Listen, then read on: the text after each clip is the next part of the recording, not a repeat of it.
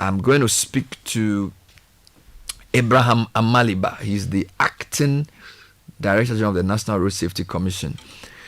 We are using the crash that took the life of 2 UPSA students and the death of some teenagers at East Legon a few months ago, and the over 1,200 people who died between January and June last year as the basis for this discussion. Mr. Amaliba, thanks for joining us. Good morning.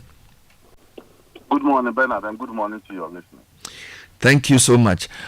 I feel there's not enough said in the media about the devastating effects of road crashes, and we typically just report the statistic, and that road crashes kill more people than most diseases in Ghana, yet they don't get the same level of airtime as some of these diseases.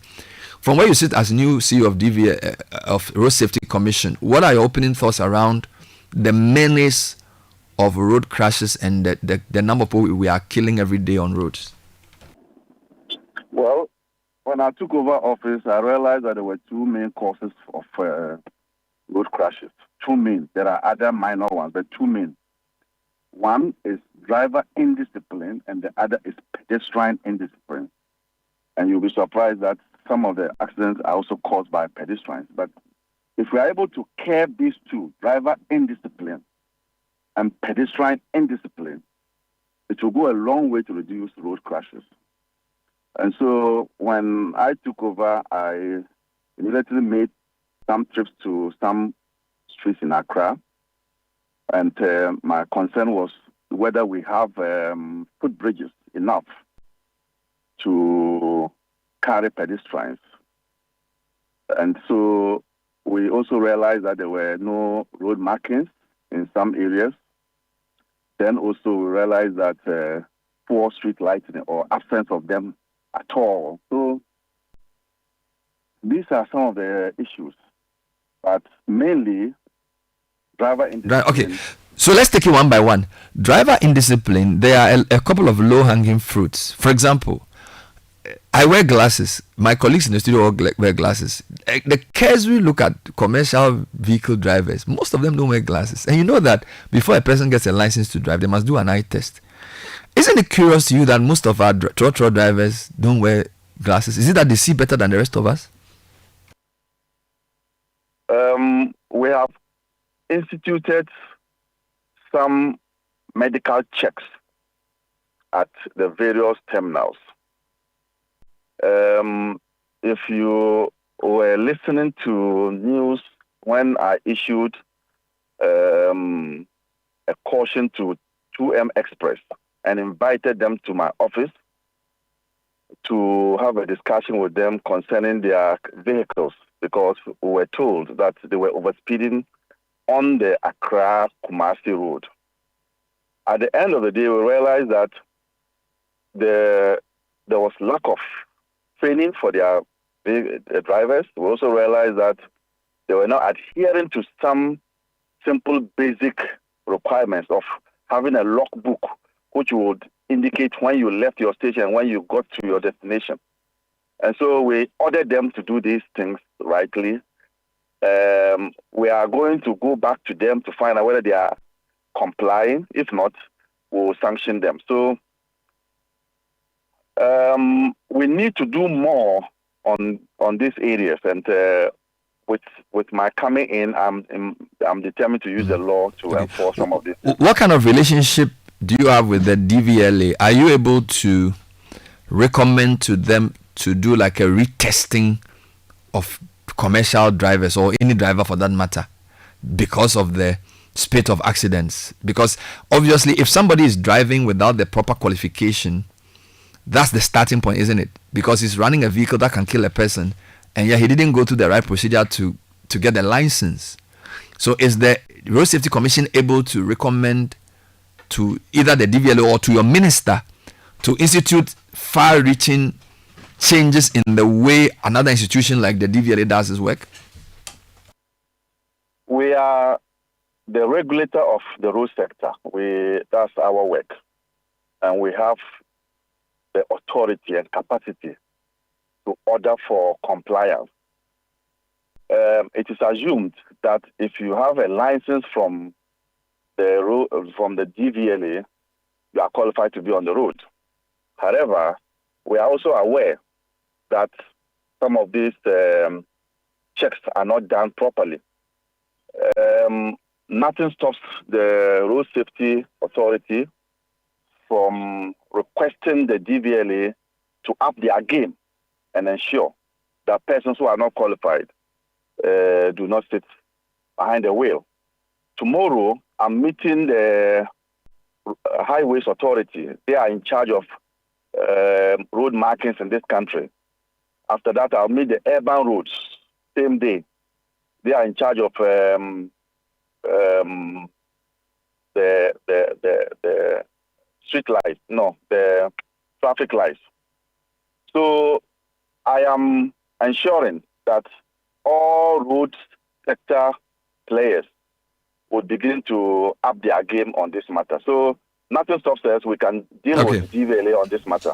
So you mentioned two big things in the first answer, that behavior of driver indiscipline, and then pedestrian indiscipline. So these two suggest to me education and enforcement. But there's a strong view that there's also engineering. So for example, a recent special report on ChannelOne TV on the major causes of accidents on the Kumasi-Accra highway revealed: 1, reckless driving, which you have mentioned; 2, bad nature of the sections of the highway; 3, non-functioning street lights; and 4, abandoned tracks as the major cause. Apart from point number 1, you can say point number 2 and 3 are engineering design issues. Abandoned tracks could be anything. It could be lack of a system of towing, or it could be just indiscipline. But it looks like we haven't focused enough also on lack of road markings, lack of street lights, and the nature of the roads we use as contributory factors. Again, is the Road Safety Commission in any position to influence these two? It is the reason why we are meeting the Highways Authority tomorrow. We have complaints of a section of the road around Chibi area. There's a bridge there. Our Eastern Region Director drew attention to it. It's going to be a matter for discussion. That is within the confines of Highways Authority. It is the same reason why we had discussions with the Road Safety Services Limited. That is a towing company last Friday. So you see, all these things are beginning to roll out because of the recent crashes that we are having. I had discussions with them to see how they can put their vehicles for us to be able to remove vehicles which are parked on the road. That's the Road Safety Services Company. So we are doing all this, and I'm sure that in the coming weeks there will be some sanity on our roads. Are you planning on any mass behavior change campaign which will get the attitudes of people? Because in Ghana, I think the attitude of people to the road is also a problem. So beyond enforcement, there's a whole mindset issue. Is the Road Safety Commission minded to start any type of behavioral campaign? And number 2, how can the media support this? Because I feel like there's a need for that too, in addition to whatever substantive changes you make in the law or whatever you want to do with the other institutions. I'm sure very soon a letter will come to your desk. We are trying to partner with you because we know that you have some experience with road indiscipline when you were partnering the police, and I want to activate that. Apart from that, as if you were listening into my conversation with my minister, Honorable Bukari, we want to run a promo on road safety using a prominent Ghanaian citizen to speak out against indiscipline on our roads. So we may come to you again for that one as well. We're thinking to either to use the president. If we are not using the president, we can use any of the, maybe President Kufuor or any of our chiefs, So these discussions were held just this morning with my road minister. Well, good. But finally, you're a lawyer. are there any laws that need to be tightened or changed or introduced to support this effort of road safety? Yes, we need to negligent driving. Some of the accidents are not accident per se. Some of them are negligence on the part of either the drivers, but more so with the drivers. And I think that we need to give more higher, stiffer punishment to those type of accidents. The driver that you spoke about who hit and ran away, clearly, I think is out of negligence. This is not accident. Accident is when you can't control, you are not aware of the consequences, or you can't even control the issue. It came by itself. But negligence is when you are not up to your responsibility. And I think when it comes to negligent driving, we shouldn't treat it as a common accident, and punishment must be meted out severely to those drivers. Any plans for speed cameras and spot fines? You know, when we go out to UK and other places, when you speed over a certain kilometer, you know, in fact, they will take the money from your bank account before you even reach home.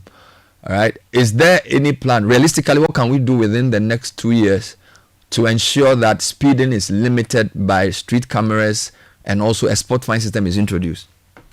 In fact, give me next 2 months, LI 2478, if it is passed, will bring into force this spot fine.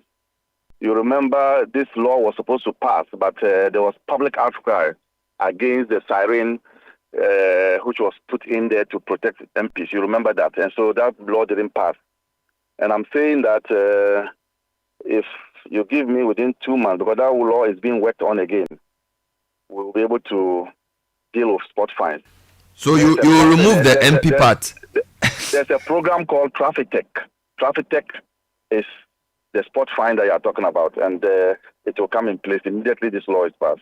But you will remove the part that gives the MPs the right to use sirens, I guess. Oh yes, that's gone. That's gone. So it will come back without that one. In fact, it will come with the introduction of legalizing Okada. And so that whole law is being worked on, and then it will come back. Good. Now that we are on the subject that you brought, what are you putting in place to ensure that legalizing Okada does not lead to more problems?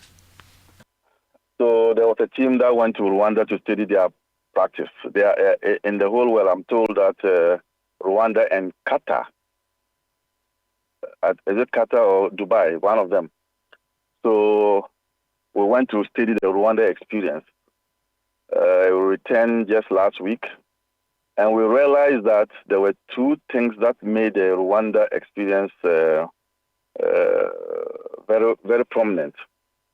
One is enforcement. So we need to engage our MTTD to ensure that road regulations are obeyed by the Okada riders. We are also going to register them. We are going to register owners of these motorbikes. Then we would give them some clothing in terms of reflectors. They will put on helmets, and they will have their numbers embossed on the helmets.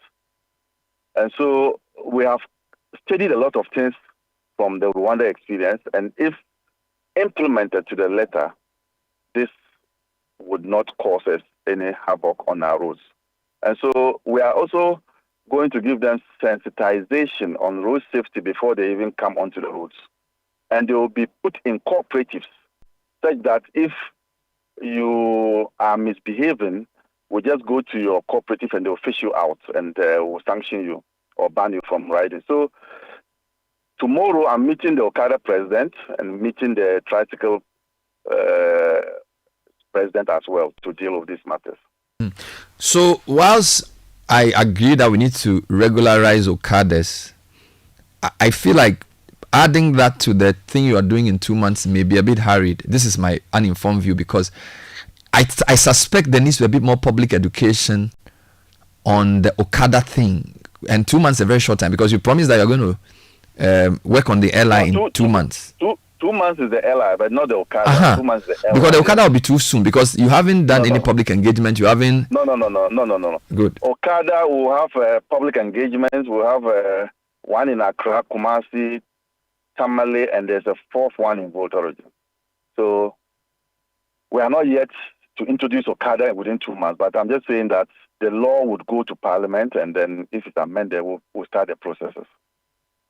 You clearly have a lot on your plate, so let me leave you. So thank you so much for talking to us. Thank you. Abraham Amaliba is the new DG of the National Road Safety Commission.